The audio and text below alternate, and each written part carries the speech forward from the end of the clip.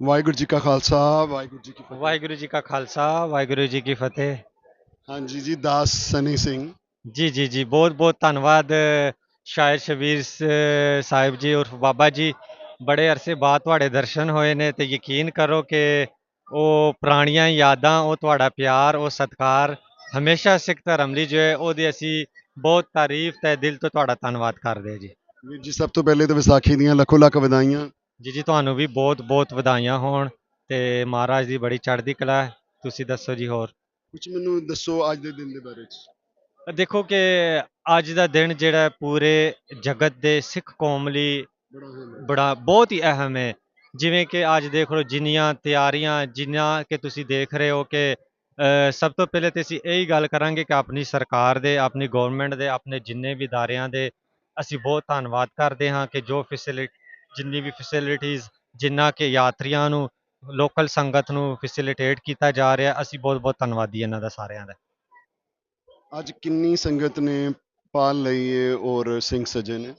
ਜੀ ਬਹੁਤ, ਅਗਰ ਦੇਖਿਆ ਜਾਏ ਕਿ ਸਿੱਖੀ ਸਰੂਪ 'ਚ ਸੰਗਤ ਦੀ ਗਿਣਤੀ ਜਿਵੇਂ ਵੱਧ ਰਹੀ ਹੈ, ਅਸੀਂ ਸਾਡੇ ਲਈ ਇੱਕ ਬਹੁਤ ਨੇਕ ਸ਼ਗੂਨ ਹੈ। ਜਿਵੇਂ ਕਿ ਹਰ ਵਾਰੀ ਇਹੀ ਕਿਹਾ ਜਾਂਦਾ ਹੈ ਕਿ ਬਾਹਰ ਦੇ ਦੇਸ਼ ਸਹੀ ਕਈ ਇਹ ਗੱਲ ਕਰਦੇ ਨੇ ਕਿ ਪਾਕਿਸਤਾਨ 'ਚ ਸਿੱਖਾਂ ਦੀ ਗਿਣਤੀ ਘਟ ਰਹੀ ਜਾ ਰਹੀ ਹੈ। ਘਟ ਨਹੀਂ ਰਹੀ ਜਾ ਰਹੀ। ਅੱਜ ਤੁਹਾਡੇ ਉਸਾਹਤ ਦੇ ਨਾਲ ਅਸੀਂ ਇਹ ਦੱਸਣਾ ਚਾਹ ਰਹੇ ਕਿ ਪਾਕਿਸਤਾਨ 'ਚ ਸਿੱਖੀ ਵੱਧ ਰਹੀ ਹੈ, ਉਹ ਵੀ ਪੂਰੇ ਇਹ ਸਰੂਪ 'ਚ ਆ ਕੇ। ਇਹ ਨਹੀਂ ਕਿ ਕੋਈ ਦਾੜੀ ਕੱਟ ਲਗਾ ਰਿਹਾ, ਕੋਈ ਕਟਿੰਗ ਕਰ ਰਿਹਾ, ਹੇਅਰ ਕਰ ਰਿਹਾ ਹੈ। ਉਹ ਸਾਬਤ ਸੂਰਤ 'ਚ ਸਿੱਖ ਅੰਮ੍ਰਿਤਧਾਰੀ ਹੋਣ ਜਾ ਰਹੇ ਨੇ ਸਾਰੇ, ਤੇ ਅੱਜ ਵੀ ਕਹਿ ਲਓ ਕਿ ਵੱਡੀ ਗਿਣਤੀ 'ਚ ਲੋਕਾਂ ਨੇ ਅੰਮ੍ਰਿਤ ਚੱਖਿਆ ਹੈ, ਸਿੱਖੀ ਸਰੂਪ ਸਜਾਇਆ ਹੈ ਆਪਣਾ। ਤੇ ਇਹ ਅਸੀਂ ਕਹਿਣਾ ਚਾਹੁੰਦੇ ਕਿ ਪਾਕਿਸਤਾਨ 'ਚ ਸਿੱਖੀ ਵੱਧ ਰਹੀ ਹੈ। ਬਹੁਤ ਸ਼ੁਕਰੀਆ, ਤੁਸੀਂ ਮੇਰੇ ਮਨ ਦੀ ਆਵਾਜ਼ ਜਿਹੜੀ ਹੈ ਉਹਦੇ 'ਚ ਤੁਸੀਂ ਆਵਾਜ਼ ਦੇ ਦਿੱਤੀ। ਮੈਂ ਹਮੇਸ਼ਾ ਕਹਿੰਦਾ ਵਾਂ ਕਿ ਪਾਕਿਸਤਾਨ 'ਚ ਸਿੱਖਾਂ ਦੀ ਗਿਣਤੀ ਵੱਧ ਰਹੀ ਹੈ, ਵੱਧ ਰਹੀ ਹੈ, ਘਟ ਨਹੀਂ ਰਹੀ ਹੈ। ਦੁਸ਼ਮਣ ਇਹ ਸੋਚ ਸਮਝ ਕੇ ਗੱਲ ਨੂੰ ਫੈਲਾਣ ਕਿ ਪਾਕਿਸਤਾਨ ਦੇ ਵਿੱਚ ਸਿੱਖ ਸੰਗਤ ਜਿਹੜੀ ਹੈ ਘਟ ਰਹੀ ਹੈ। ਨਹੀਂ ਜੀ ਨਹੀਂ, ਘਟੇਗੀ ਕਦੀ ਨਹੀਂ, ਵਧੇਗੀ, ਮਜ਼ੀਦ ਵਧੇਗੀ ਜੀ। ਵੀਰ ਜੀ, ਤੁਸੀਂ ਬੀਇੰਗ ਸਿੱਖ ਕੀ ਮੈਸੇਜ ਦਿੰਦੇ ਹੋ ਜਗਤ ਸੰਗਤ ਨੂੰ। ਦੇਖੋ ਹਮੇਸ਼ਾ ਅਸੀਂ ਕੀ ਮੈਸੇਜ ਦੇਣਾ ਹੈ, ਸਾਡੇ ਗੁਰੂ ਸਾਹਿਬਾਨ ਬਾਬਾ ਗੁਰੂ ਨਾਨਕ ਜੀ ਨੇ ਵੀ ਇਨਸਾਨੀਅਤ, ਭਾਈਚਾਰੇ ਤੇ ਇੱਕ ਅਮਨ, ਪਿਆਰ, ਮੁਹੱਬਤ ਦਾ ਸਾਨੂੰ ਸਾਰਿਆਂ ਨੂੰ ਦਰਸ ਦਿੱਤਾ ਹੈ। ਅੱਜ ਅਸੀਂ ਜਿਸ ਸਿੱਖ ਕੌਮ ਲਈ ਇੱਕ ਬਹੁਤ ਅਹਿਮ ਥਾਂ ਹੈ ਗੁਰਦੁਆਰਾ ਪੰਜਾ ਸਾਹਿਬ, ਇਹਦਾ ਇਤਿਹਾਸ ਦੇਖੋ, ਬਹੁਤ ਵੱਡਾ ਇਤਿਹਾਸ ਹੈ। ਅੱਜ ਇਹੀ ਪਵਿੱਤਰ ਸਥਾਨ ਤੇ ਅਸੀਂ ਖੜੇ ਹੋ ਕੇ ਅਸੀਂ ਹਮੇਸ਼ਾ ਦੀ ਤਰ੍ਹਾਂ ਇਹੀ ਆਵਾਜ਼ ਕਰਾਂਗੇ ਜਿਹੜੇ ਕਿ ਅਸੀਂ ਦਿਲੋਂ ਚਾਹੁੰਦੇ ਆ ਕਿ ਦੇਖੋ ਪਾਕਿਸਤਾਨ ਪਾਕਿਸਤਾਨ ਹੈ ਜਿੱਥੇ ਪਿਆਰ, ਮੁਹੱਬਤ, ਆਦਰ, ਸਤਿਕਾਰ ਆਉਣ ਵਾਲੇ ਲੋਕਾਂ ਨੂੰ, ਸੰਗਤਾਂ ਨੂੰ ਦਿੱਤਾ ਜਾਂਦਾ ਹੈ। ਕਿ ਜਿਹੜੇ ਲੋਕ ਨੇ ਇਸ ਦੇ ਖਿਲਾਫ ਪਾਕਿਸਤਾਨ ਦੇ ਨੈਗੇਟਿਵਿਟੀ ਸੋਚ ਰੱਖਦੇ ਨੇ ਕਿ ਉੱਥੇ ਇਹ ਵਾ, ਉੱਥੇ ਨਾ ਜਾਓ, ਉੱਥੇ ਫਲਾਹ ਹੈ।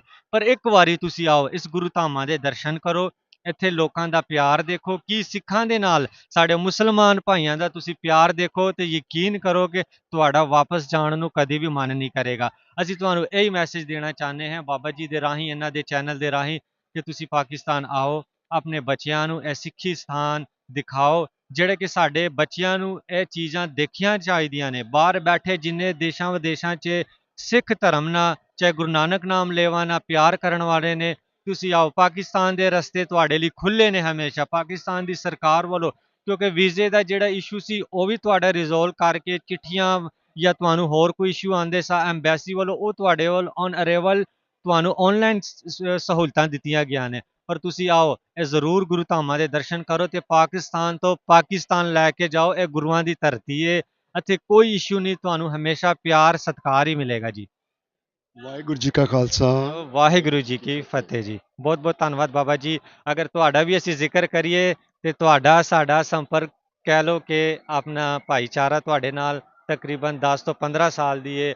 ਅੱਜ ਤੁਹਾਨੂੰ ਸਾਰੇ ਇਹਨਾਂ ਦੇ ਚੈਨਲ ਰਾਹੀਂ ਦੱਸਣਾ ਚਾਹੁੰਦੇ ਕਿ ਵਾਹਿਦ ਬਾਬਾ ਜੀ ਨੇ, ਮੁਸ਼ਕਿਲਾਤ ਆਈਆਂ, ਲੋਕਾਂ ਨੇ ਬਹੁਤ ਗੱਲਾਂ ਬਾਤਾਂ ਕੀਤੀਆਂ, ਪਰ ਇਹਨਾਂ ਦੀ ਜੋ ਸੇਵਾ ਹੈ ਸਿੱਖ ਧਰਮ ਲਈ, ਅਸੀਂ ਦੋਵਾਂ ਹੱਥਾਂ ਨਾਲ ਤੁਹਾਨੂੰ ਸਲੂਟ ਕਰਦੇ ਹਾਂ। ਤੇ ਧੰਨ ਧੰਨ ਬਾਬਾ ਗੁਰੂ ਨਾਨਕ ਜੀ ਲਈ, ਗੁਰੂ ਗੋਬਿੰਦ ਸਿੰਘ ਜੀ ਮਹਾਰਾਜ ਦੇ ਚਰਨਾਂ 'ਚ ਵੀ ਅਰਦਾਸ ਕਰਨੇ ਕਿ ਤੁਹਾਨੂੰ ਹਿੰਮਤ ਸ਼ਕਤੀ ਦਿਓ।